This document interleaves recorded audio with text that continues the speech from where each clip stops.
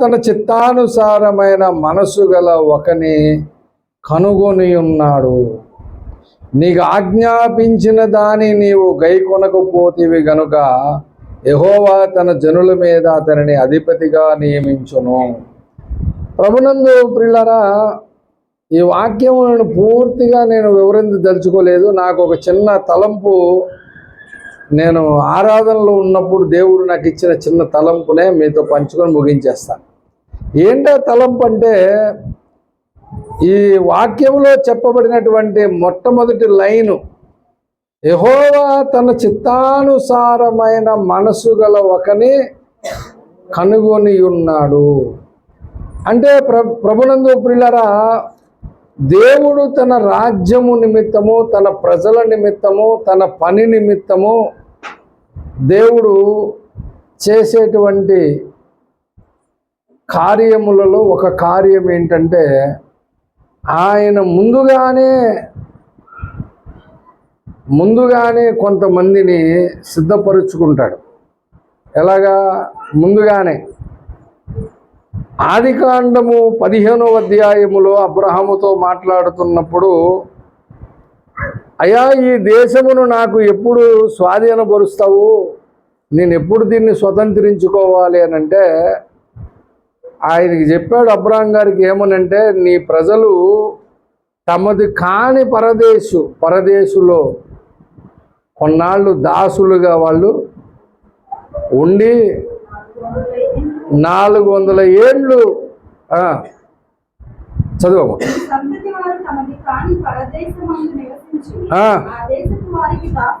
దాసులుగా నుందురు.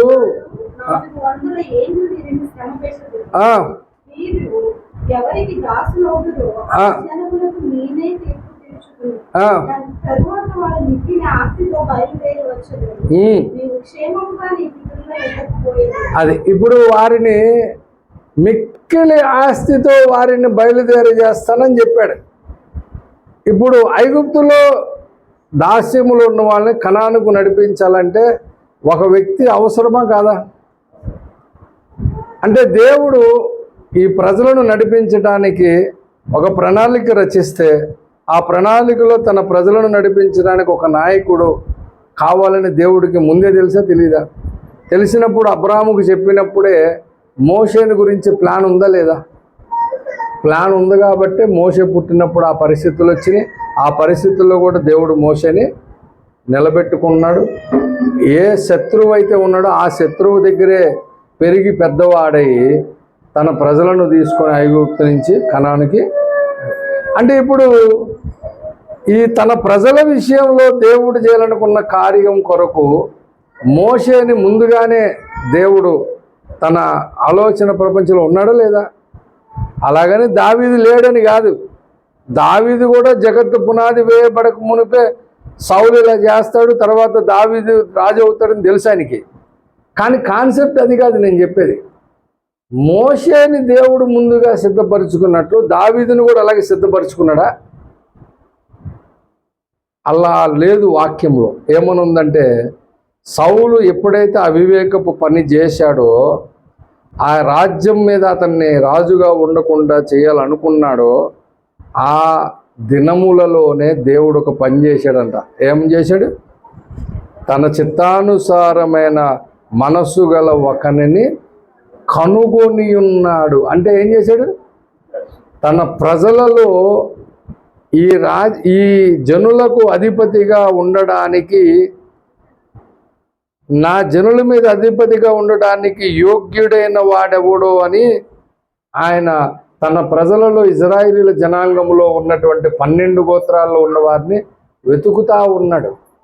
ఆఖరికి ఒకడిని కనుగొన్నాడు. అంటే ఇప్పుడు దేవునికున్న తన ప్రజల విషయంలో కానీ, తన సంకల్ప విషయంలో కానీ, ప్రణాళికలో కానీ దేవుడు 2 పనులు చేస్తాడు. ఒకటి, ముందుగానే ఏర్పరచుకుంటాడు. 2, అప్పటికప్పుడు నెతుక్కుంటాడు. అవునా? ఈ 2 విషయాలు అర్థమైంది మీకు ఇప్పుడు?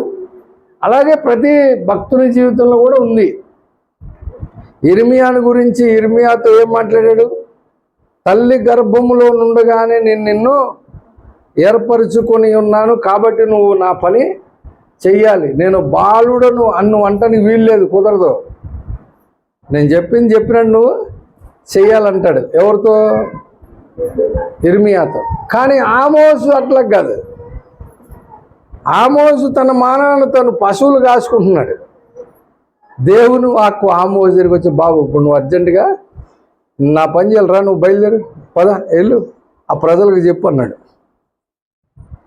అట్లాగూ దేవుడు గర్భంలో ఉండగానే రూపించుకున్నాడు, కొన్నిసార్లు అప్పటికప్పుడు కనుగొన్నాడు.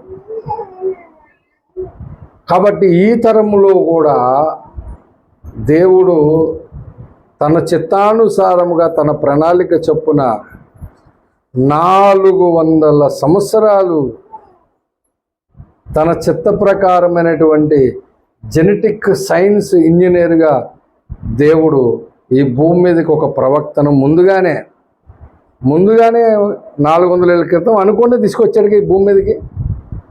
అలా తీసుకొచ్చినటువంటి ఒక మోషే, ఒక ఏలియా, ఒక దావీదు ఆయనైతే మరి ఆయనతో పాలివారై పనిచేయడానికి కొరకు ఎంతమంది కావాలో అట్లాంటి వారి కొరకు దేవుడు వెతుకుతా ఉన్నాడు.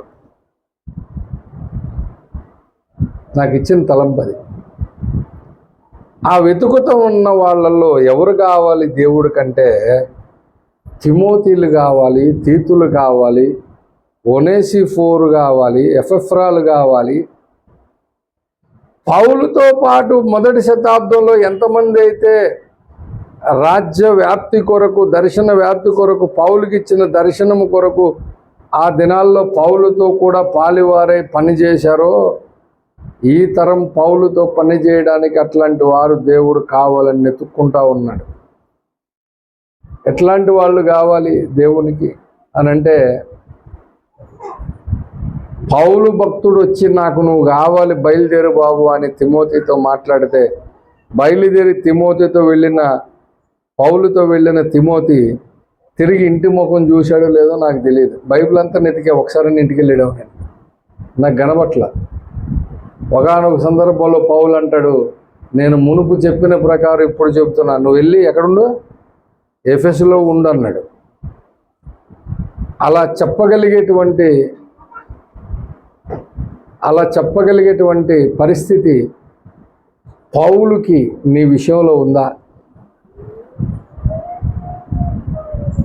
ఉంటే మీరు దేవుని చేత కనుగొనబడినటువంటి వ్యక్తులు, ఉంటే మీరు దేవుని చేత ఏర్పాటు చేయబడిన వ్యక్తులు. నాకు తెలియదు, 2012 సంవత్సరంలో కృష్ణా జిల్లా మచిలీపట్నంలో పాస్టర్స్ ఫెలోషిప్ జరుగుతుంది. దానికి కట్టా ప్రసాదరావు గారు నిర్వాహకులుగా ఉండి చంటక్క ఆ మీటింగ్లు 3 రోజులు ఏర్పాటు చేశారు. ఉదయకాలం ముందు మినిస్ట్రీ పాస్టర్స్ ఫెలోషిప్ జరుగుతూ ఉంది. అందులో పాస్టర్ దయాసాగర్ గారు వెళ్ళి ఓఫిరి గారితో ఆర్కేపీకి నాయకులను నియమించాలన్నప్పుడు నా పేరు కృష్ణా జిల్లా ఆర్కేపీ అధికార ప్రతినిధిగా నియమించి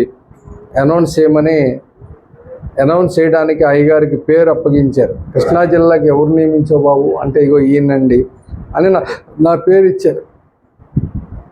ఆ సమయంలో అయ్యగారు వెంటనే మైక్ పక్కన పెట్టి, అదేంటి ఈయన పేరు ఇచ్చి, ఈయన బెంగళూరు వెళ్ళాలి కదా, మనం అనుకున్నాం కదా, ఇప్పుడు ఇక్కడ కృష్ణా జిల్లాలో పెడితే ఎట్లాగా అని అంటే, అప్పుడు అయ్యగారు అన్నారు, మీరు బెంగళూరు పంపించిన తర్వాత కృష్ణా జిల్లాకు వేరే వాళ్ళని పెడతాను అయ్యగారు, ప్రస్తుతానికి ఈయనంటే అయ్యగారు వద్దన్నారు.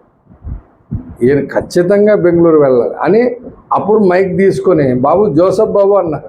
అయ్యగారు అని నుంచున్నా, నేను నిన్ను సేవ కొరకు బెంగళూరు పంపుదాం అనుకుంటున్నాను, వెళ్తావా అని అడిగాడు. సడన్గా అంతమందిలో నిలబెట్టి లేచి నిలబడి ఒకటి చెప్పా, చిత్తం మీరేం చెప్తే అది చేస్తానన్నా. వెరీ గుడ్, కూర్చో అన్నాడు. అది అట్లా ఆ రోజు మరి ప్రవక్త అడగడం, నేను ఓకే అంటాం. ఇక్కడికి వచ్చిన తర్వాత ఏ పరిస్థితులు ఎదురైనా అది తర్వాత సంగతి. కానీ పిలిచినవాడు నమ్మదగినవాడు ఎప్పుడు నిలబెట్టుకుంటాడు అనంటే, దానికి ఇప్పుడే వచ్చిన తలంపు.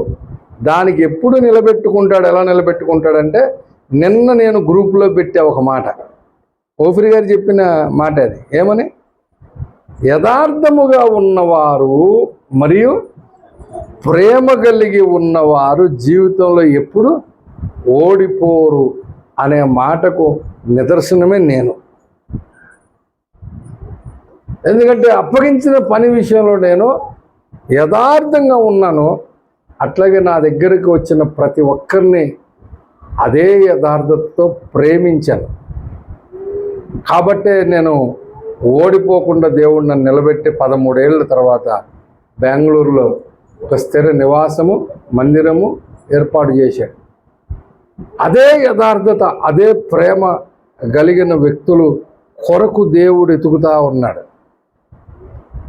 ఎందుకంటే రాబోతున్న దినాలలో జరగబోతున్నటువంటి పరిస్థితి ఏంటంటే, ప్రభునందు ప్రియులారా, ఈ యుద్ధములు, యుద్ధ సమాచారములు వినగానే అంతము వచ్చేస్తుందని అందరూ అనుకుంటున్నారు. రాదు, అంతము వెంటనే రాదు అని చెప్పాడు. ప్లస్ నిన్న క్షీరసాగర సముద్రంలో చెప్పాడు ఈ యుద్ధం కూడా ఆగిపోద్దని. కాబట్టి ప్రవక్త చెప్పిన మాట ప్రకారం గ్యారంటీగా జరుగుతుంది. యుద్ధం ఆగిపోద్ది, మళ్ళీ ఇంకా యుద్ధాలు చాలా వస్తాయి. కానీ అంతిమ అబద్ధ క్రీస్తు రావడం మాత్రం కన్ఫర్మ్. ఆ వచ్చిన రోజున ప్రభునందు ప్రియులరా, సార్వత్రిక క్రీస్తు సంఘములో ఎంతోమంది, వేల మంది, లక్షల మంది, కోట్ల మంది మూడార్లు ముద్ర వేయించేసుకుంటారు. నేను చెబుతున్నా, ఎందుకో తెలుసా? ఇప్పటికీ నేటికి ఈ జీవిత కాలం మట్టుకే క్రీస్తునందు విశ్వాసం ఉంచేవాళ్ళు కోట్ల మంది ఉన్నారు. రాబో జీవిత కాలం కొరకు కాదు క్రీస్తునందు నిరీక్షణ. ఇప్పుడు ఈ జీవిత కాలం మట్టుకే ఉన్నవాళ్ళు, అంటే ఇప్పటికిప్పుడు స్వస్థతలు కావాలి, ఇప్పటికిప్పుడు అద్భుతాలు జరగాలి, ఇప్పటికిప్పుడు మా జీవితంలో కార్యాలు జరగాలని విశ్వాసం ఉంచేవాళ్ళు ఎక్కువైపోయారు. కానీ రాబో జీవిత కాలము కొరకు క్రీస్తునందు విశ్వాసం ఉంచేవాళ్ళు తక్కువ అయిపోయారు.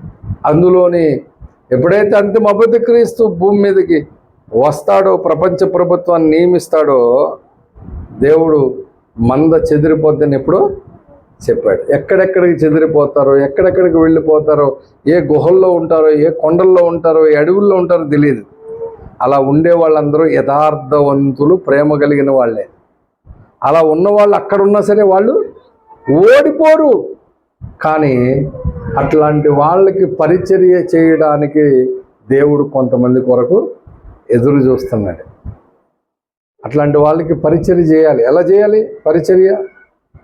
ప్రభునందు ప్రియులారా, అడవుల్లో ఉన్న వాళ్ళకి, కొండల్లో గుహల్లో ఉన్న వాళ్ళకి ఎలా చేయాలి అంటే, ఆ సమయంలో దేవుడిచ్చే శక్తి, బలము మీరు ఊహించినట్లుగా ఉంటుంది. అటువంటి పరిచర్య దేవుడు జరిగిస్తాడు. అట్టి భాగ్యము మన ద్వారా దేవుడు జరగాలని ఆశిస్తున్నాను. దేవుడి మాటలు దీవించును గాక. ఆమె. ప్రేమగల తండ్రి, నీ నామానికి స్తుతులు, స్తోత్రాలు ప్రభువా.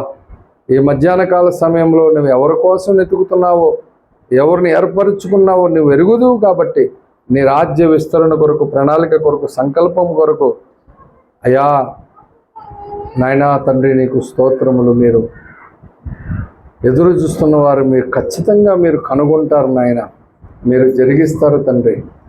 ఈ తరములో నీ సంకల్పము నెరవేరాలి. అందుకు ఎవరెవరిని ఏర్పరచుకుంటావో నాకు తెలియదు, కానీ మీరైతే నాయనా తండ్రి నీకు స్తోత్రాలు. మీ చిత్తానుసారంగా మీరు అనుకున్న కార్యములు నెరవేర్చి మీ సాక్షులు నిలబెట్టుకోండి. చేరు వచ్చిన బిడలను మీరు ఆశ్రయించండి, దీవించండి నాయన. ఇదిగో ప్రభువా, వారి అవసరతలు క్రీస్తు యేసు నామములో తీర్చిపెట్టమని, సమస్త విషయంలో సమస్త మహిమ, ఘనత, ప్రభావాలు పొందమని మా కొరకు త్వరగా అని ఉన్న పరిశుద్ధ నదుడిని యేసు క్రీస్తు నామమున ప్రార్థించి అడిగి వేడుకొనుచున్నాను పరమ తండ్రి. ఆమె తండ్రి అయిన దేవుని ప్రేమ, ప్రభువైన యేసు క్రీస్తు వారి కృప, పరిశుద్ధాత్మిక నేను సహవాసము ఇప్పుడు ఎల్లప్పుడూ రాకడ పర్యంతరకు సదా తోడై ఉండి నడిపించును గాక. Amen, amen, amen. యేసు రక్తమునకే జయం, శిలువ రక్తమునకే జయం. ప్రభు యేసునామమున సంపూర్ణ విజయం కలుగును గాక. అపవాది క్రియలకనంత నాశనం కలుగును గాక. ఆమెన్. అందరికీ వందనాలు. Praise lord. మరి యవనస్తులు చకచక కిందకి వెళ్ళి భోజనం పట్టుకొచ్చేయండి పైకి.